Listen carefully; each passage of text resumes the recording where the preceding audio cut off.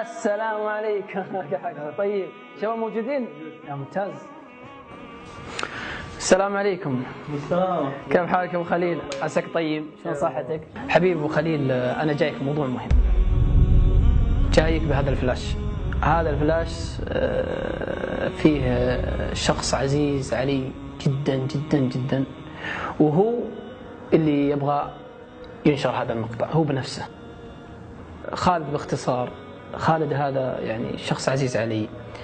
هو كان يشتغل في كافي قهوة عربية.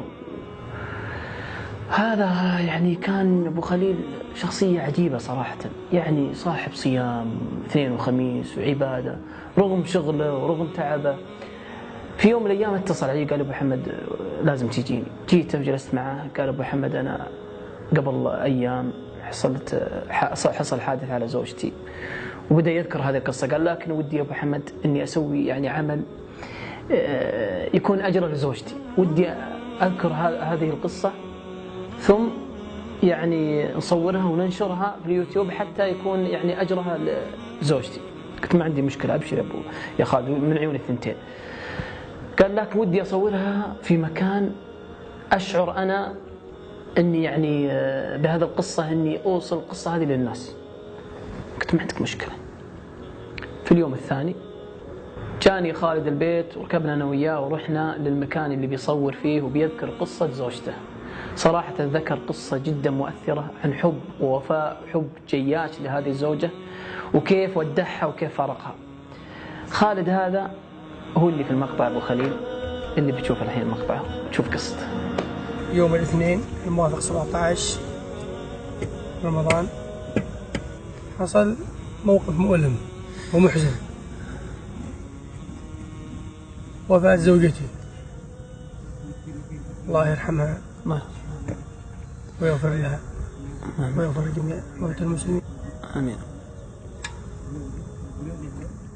حادث في سيارة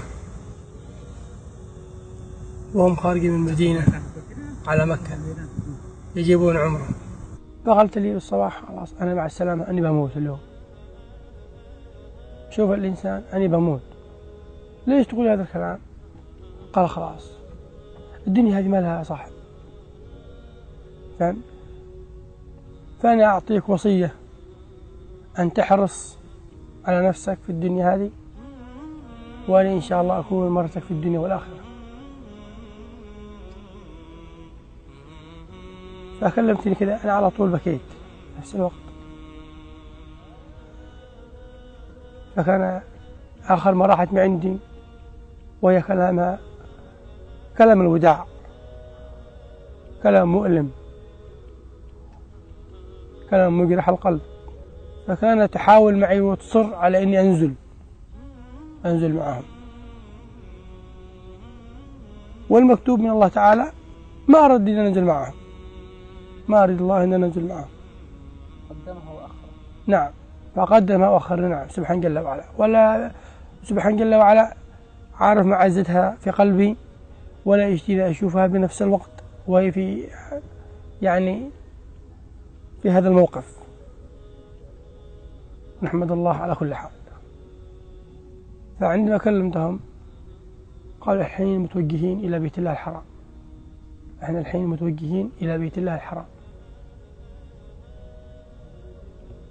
فانقطع الاتصال معهم. فأذن المغرب فطرت، فاشتقت أن أسمع صوتها بنفس الوقت،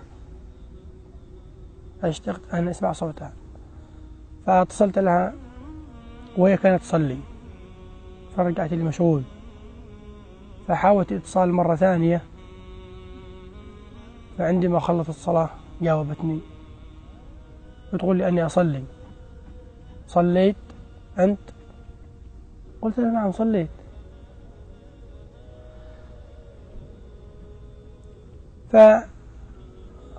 فأتوكل على الله الانطلاق إلى مكة بيت الله الحرام.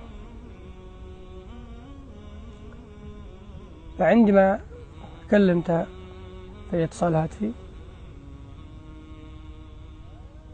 من بعد ساعة بعد الفطور لا حياة المنادي. فعرفت أنا مجرد كلامها لي على أني تقول لي لا للرجوع، خلاص دنيا أنا بروح اليوم، أسأل الله أن لا يمتني إلا وأني أجيب عمره وإلا حج. فالحمد لله على الأمنية الطيبة اللي تمنيتها من الله تعالى فأعطى أمنيتها.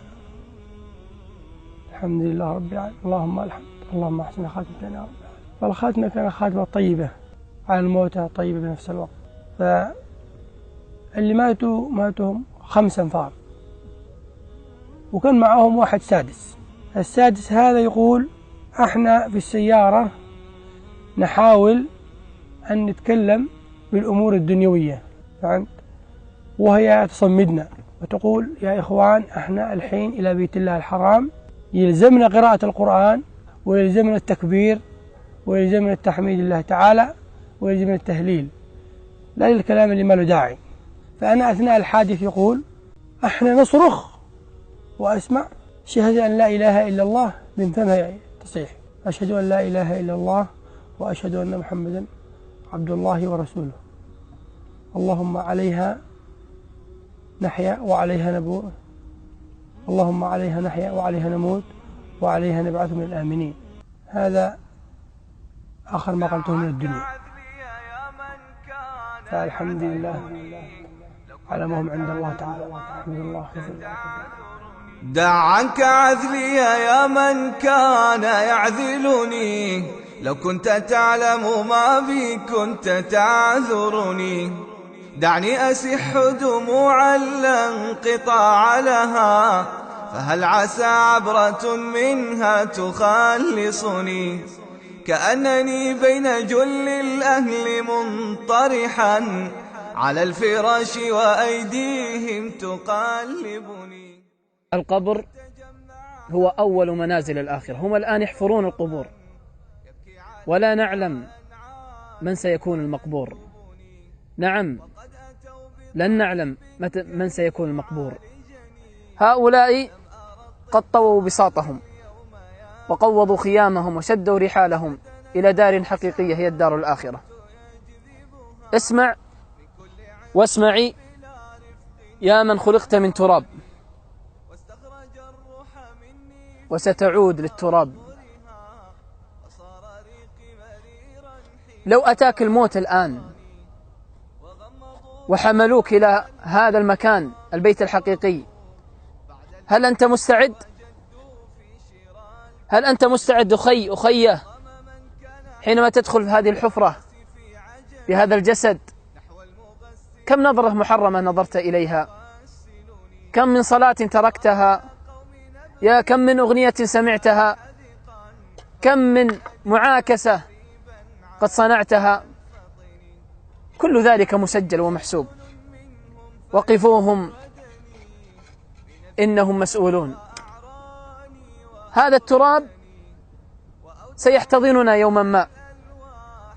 يقول النبي صلى الله عليه وسلم أكثر من ذكر هادم اللذات، لأن ذكر الموت حياة القلوب.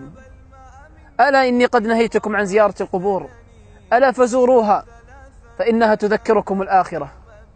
فاتعظ بمن مضى من القرون وانقضى.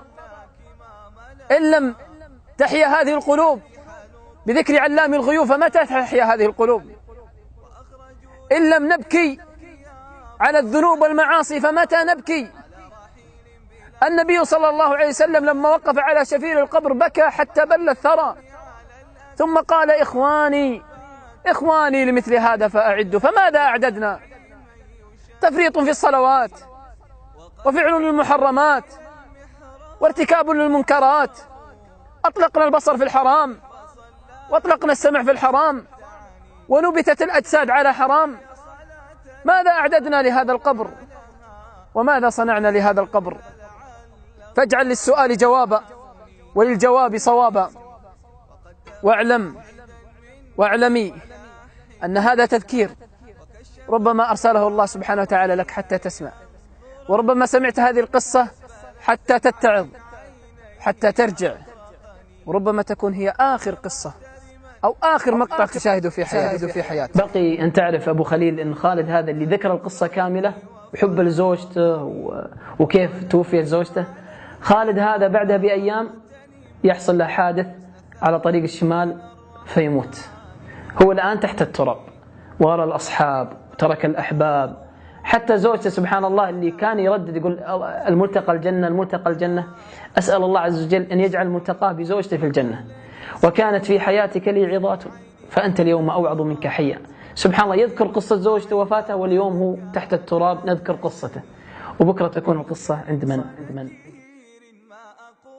في ظلمة القبر لا أم هناك ولا أب شفيق ولا أخ يؤنسني، وهالني صورة في العين إذ نظر